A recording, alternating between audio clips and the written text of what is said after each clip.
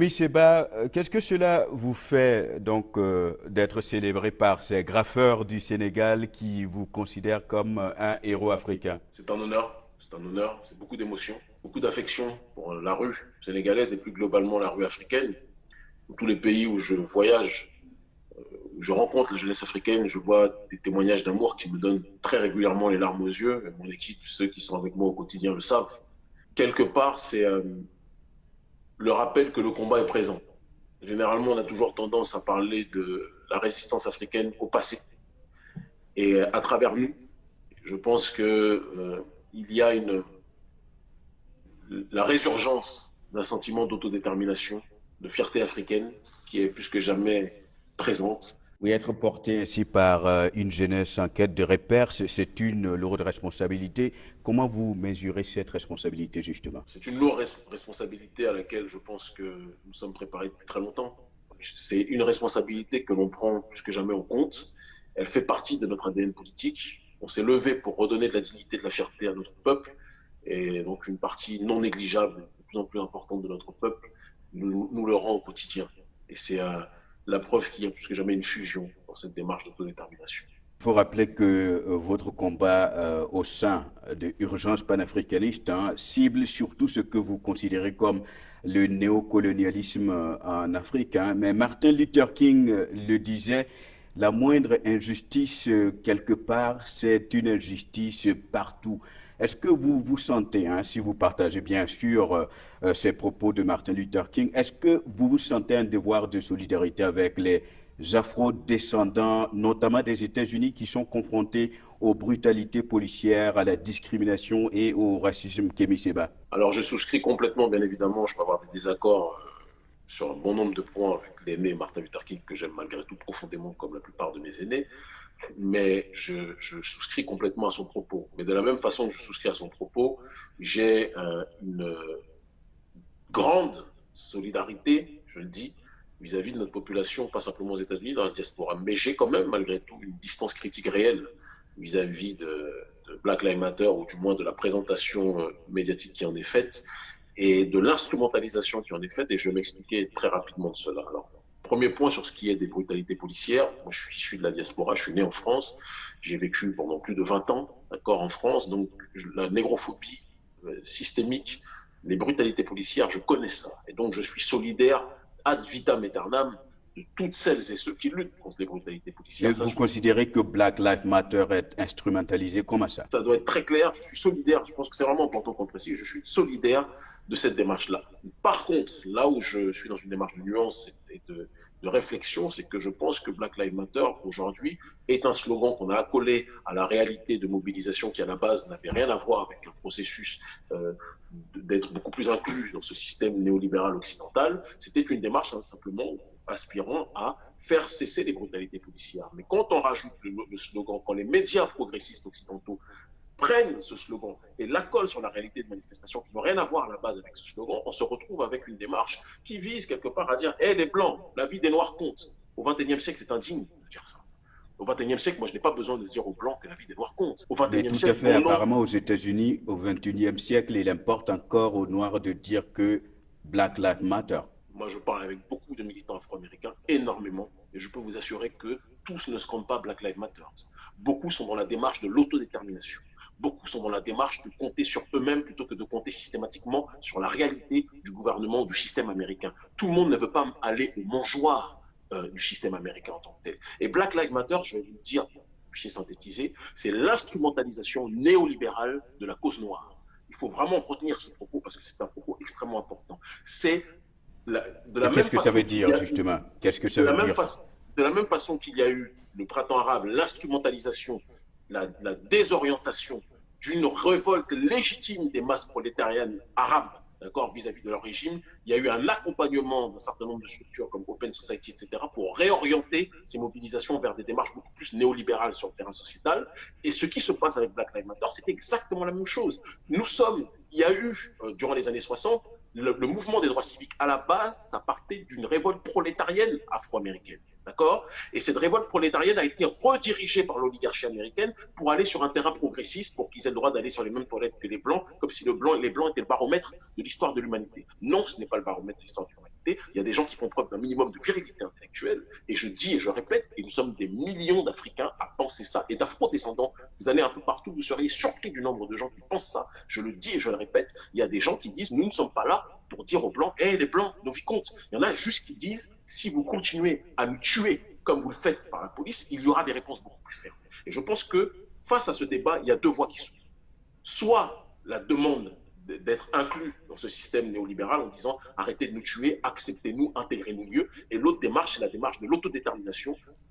On ne va plus jamais vous laisser nous tuer. Nous allons nous organiser, nous allons nous structurer en tant que communauté qui va être capable de tracer un tissu économique, un tissu politique, un tissu culturel beaucoup plus fort. À l'image des communautés asiatiques qui, lorsqu'elles sont dans la diaspora, n'ont pas besoin de dire Black Lives, de dire Chinese Lives Matter, Japanese Lives Matter. Ils s'organisent en tant que tels et ils sont capables d'être dans des sanctions économiques à chaque fois qu'on manque de respect ces derniers. Et c'est là où j'appelle aussi le continent africain en précisant une chose. Il n'est pas normal que quand nos populations sont molestées, assassinées dans la diaspora, les dirigeants africains soient dans une inertie la plus totale. C'est quelque chose là aussi. L'Union africaine, il faut le rappeler, a quand même condamné le meurtre de George Floyd. Mais la condamnation de mots, ça sert à quoi, concrètement? Ils n'ont pas les possibilités de faire autre chose de beaucoup plus. C'était une première, d'habitude, c'est le silence total. Oui, mais le silence n'est pas suffisant. Mais la déclaration, les promesses d'intention, ce n'est pas suffisant aujourd'hui. L'Union africaine, c'est 54 États. 54 États qui, comme le disait Kwame Nkrumah, ont la possibilité de changer le cours de l'histoire de l'humanité. Mais malheureusement, si on s'en tient simplement à des déclarations d'intention, on risque malheureusement de se retrouver dans un théâtre à ciel ouvert. Et c'est ce qui se passe aujourd'hui. Nous disons simplement une chose. Face à cette réalité de Black Lives Matter, la chose la plus urgente, la plus importante pour nos communautés dans la diaspora, vous avez parlé des États-Unis, mais si vous le permettez, je parlerai aussi de la France. La réalité de nos diasporas, c'est de se tourner vers l'autodétermination, la structuration communautaire, créer une économie communautaire, créer une démarche de solidarité dans tous les aspects de la société, de telle sorte qu'ils soient beaucoup plus forts. Le but n'est pas de demander, comme je l'ai entendu dans certaines manifestations, nous avons le droit de construire cette France, nous avons le droit d'être plus intégrés à cette France, nous voulons être beaucoup plus acceptés par cette France. Faire cela, c'est aller dans le sens de ce que les forces globalistes néolibérales veulent. Être dans une démarche inclusive vis-à-vis d'un système capitaliste multiculturel où la couleur qui compte le plus, c'est la couleur de l'argent, certes, d'accord, mais ce n'est pas la couleur de l'identité. On ne doit pas se déraciner, on doit se réorganiser et défendre notre patrimoine. Et je le dis, Black Lives Matter tel que c'est présenté aujourd'hui, c'est une diversion par rapport à la réalité de l'agenda de notre peuple. Oui, mais à la base de la revendication ou des revendications de Black Lives Matter, c'est l'égalité devant la loi, l'égalité des opportunités. Comment est-ce que l'autodétermination pourrait-elle être possible pour les afro-descendants en France comme aux États-Unis s'il n'y a pas égalité devant la loi? Nous sommes aujourd'hui au XXIe siècle dans des pays où il y a diverses communautés qui vivent. D'accord? Je vous pose une question très simple. Est-ce que vous avez régulièrement l'habitude de voir les autres communautés toujours demander des quotas pour avoir le droit à l'affirmative action? Mais c'est peut-être des communautés qui ne sont pas historiquement marginalisées comme la communauté noire, par exemple, aux États-Unis. Moi, je pense que toutes les communautés dites qu'on appelle de manière impropre, parce que ce n'est pas le bon terme, de couleur, ont connu des discriminations à différents degrés. Nous avons connu en effet des discriminations extrêmement importantes, mais la victimisation dans laquelle certains veulent nous installer n'est pas la bonne voie. Je pense que c'est un danger. Je pense qu'on doit être dans cette démarche de se responsabiliser. Je pense que demander l'égalité devant la loi, c'est une évidence. C'est pour ça que je vous ai dit depuis le départ que nous sommes solidaires vis-à-vis de la démarche de la lutte contre les brutalités policières, mais nous ne serons jamais dans une démarche de dire que, oui, nous voulons être plus inclus dans le projet occidental américain.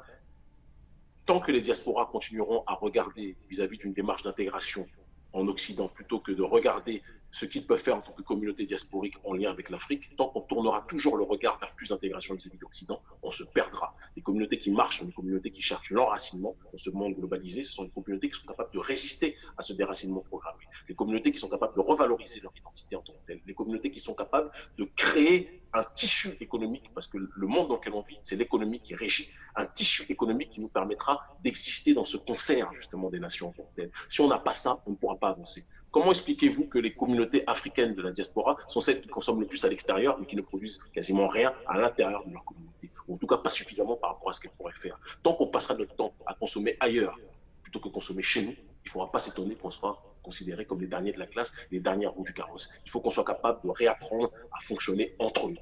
Et dire cela ne signifie pas être fermé vis-à-vis de l'extérieur. On peut interagir avec l'extérieur, mais il est temps qu'on se construise nous-mêmes, qu'on arrête toujours de se plaindre de ce qui ne va pas. Quand il y a des brutalités policières, condamnons-les. Mais je le dis et je le répète, Black Lives Matter, Le problème n'est pas de lutter contre les bavures policières, il faut le faire. Le drame, le danger, le crime, c'est quand, à la suite de cette lutte contre les bavures policières, on demande à être plus intégré à une société qui, depuis des siècles, s'est bâtie sur notre oppression, sur notre génocide, sur notre déportation et sur notre esclavage. Je pense qu'il faut qu'on réfléchisse par rapport à ça. On a des pays à libérer, on a un continent à pousser vers la voie de l'autodétermination. Arrêtons de toujours chercher à être inclus dans le monde des autres et bâtissons notre propre. Oui, pour cela, il faudrait une unité parfaite et on sait bien entendu que ce qui manque le moins, en tout cas entre ces communautés noires, c'est l'unité. Hein. Il faut dire qu'il y a d'ailleurs plusieurs communautés africaines, elle n'est pas monolithique en fait, le peuple noir. Comment justement régler ce problème de l'unité? On a vu des témoignages d'immigrés africains aux États-Unis qui disent qu'ils sont rejetés par les Afro-Américains, par exemple. La question de l'unité est fondamentale dans tout progrès vers l'autodétermination ou le retour vers l'Afrique dont vous parlez. L'unité passe par la connaissance de soi. L'unité passe par la nécessité d'apprendre à l'autre ce qu'il est, ce que nous sommes. Donc il y a aussi une démarche, il faut qu'on le reconnaisse, lorsque les frères et sœurs du continent vont dans la diaspora afro-américaine, il est nécessaire de s'intégrer au monde dans lequel on veut vivre en tant que tel. Donc s'intégrer au monde diasporique de notre communauté, c'est important. De la même façon que quand vous montrez du respect à l'autre, l'autre vous montre du respect en retour. C'est un premier point. Après, il y a l'histoire, la compréhension de l'histoire qui est importante, bien évidemment. Vous avez parlé de la diversité des communautés. Je vous rappelle que, à juste titre, dans le monde arabe, il y a diverses communautés arabes qui existent. Elles peuvent avoir des problèmes entre elles sur certains points, mais quand il faut être capable d'être dans l'unité réelle face à la discrimination qu'elles subissent, elles sont capables de se parler. Je pense qu'on doit être aussi dans cette orientation, dans cette réflexion pour pouvoir avancer. Je répète, l'organisation communautaire est un b.a.-ba nécessaire, vital pour que des individus qui sont éloignés de leur tissu civilisationnel originel puissent exister.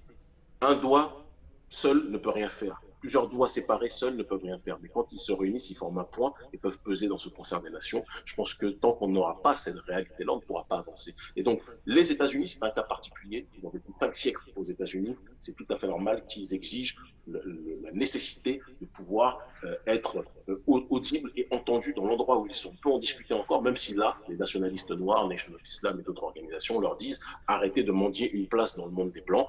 Construisons là où vous êtes aux États-Unis une économie noire, une communauté noire solide en tant que telle.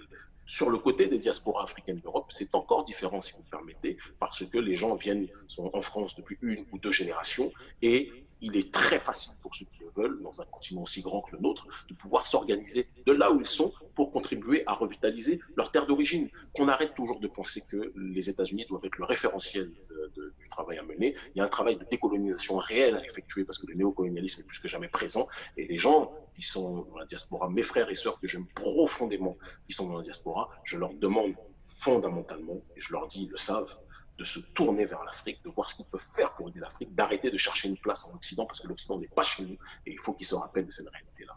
Kémy Séba, à travers Urgence panafricaniste, hein, vous avez sorti la question, le débat sur le franc CFA, l'avenir du franc CFA, du cercle d'élite auquel cette question appartenait. C'est désormais en fait une question qui est assez populaire. En Afrique, on en sait quelque chose. Et il y a des évolutions depuis 2017. Hein. Il y a des évolutions. On a annoncé la disparition programmée du franc CFA. Est-ce que vous êtes satisfait de cette évolution-là? Pour moi, c'est une évolution qui en réalité est une arnaque organisée, structurée par l'oligarchie française, c'est-à-dire qu'ils nous font croire qu'ils lâchent du lest sur un certain nombre de sujets. Ils enlèvent les comptes d'opération, ils enlèvent les représentants de la Banque de France, qui peuvent paraître comme des victoires symboliques, mais ils gardent l'élément le plus important, qui est l'arrimage à l'euro, d'accord, qui est le taux de change fixe, alors qu'on avait la parité fixe, alors qu'on avait parlé de taux de change flexible, arrimé à un panier à devises. Donc, ce qu'ils veulent en réalité, c'est un franc CFA 2.0, mais élargi cette fois-ci à la zone des pays anglophones. Et ils se servent c'est toujours le même procédé qu'ils font, c'est la même chose avec Black Lives Matter, ils se servent d'une contestation légitime qui est la nôtre pour en réalité nous donner la sensation qu'ils nous écoutent, alors qu'en réalité ils essaient de réorienter la révolution que nous menons vers des intérêts qui sont les leurs. Mais on ne les laissera pas faire. Et quand l'écho va commencer à circuler, il y a un certain nombre d'actions qui sont prévues à ce sujet-là aussi. Donc vous estimez qu'avec l'écho, vous ne serez pas sorti de l'auberge? On a avancé, mais on n'est pas sorti de l'auberge.